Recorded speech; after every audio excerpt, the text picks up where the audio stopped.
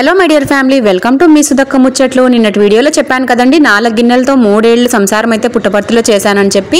అసలు ఎందుకు అన్ని గిన్నెలు తీసుకొని పోవడానికి విసుగొచ్చిందా అని మీకు డౌట్ వచ్చింటుంది కదా. ఏముంది మీ ఇంట్లో గిన్నెలు లేవక్క అని అంటారేమో. కాదండి, మన ఇంట్లో 3 సంసారాలకు సరిపోయే సామాన్ అయితే ఉంది. ఎందుకు ఏంటి అనేది ఫ్యూచర్ వీడియోస్ లో చెప్తాను. 2012లో ఆల్రెడీ సామాన్ అంతా కూడా పుట్టపర్తి నుంచి వచ్చేసామండి. ఇది మేము రెండోసారి పుట్టపర్తికి వెళ్ళడం. 2007లో నా పెళ్ళైన తర్వాత కొత్త కాపురానికి డైరెక్ట్ గా పుట్టపర్తికే వెళ్ళానండి. తర్వాత 2007 నుంచి 12 దాకా పుట్టపర్తిలోనే ఉన్నాము.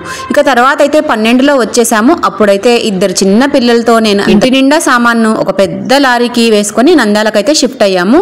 ఇక అప్పుడైతే తెలిసొచ్చింది సామాన్ మోసుకొని రావడం ఎంత కష్టమైన పని అని చెప్పి. అప్పుడు గుర్తుకొచ్చింది లెస్ లగేజ్ మోర్ కంఫర్ట్ అనే సామెత.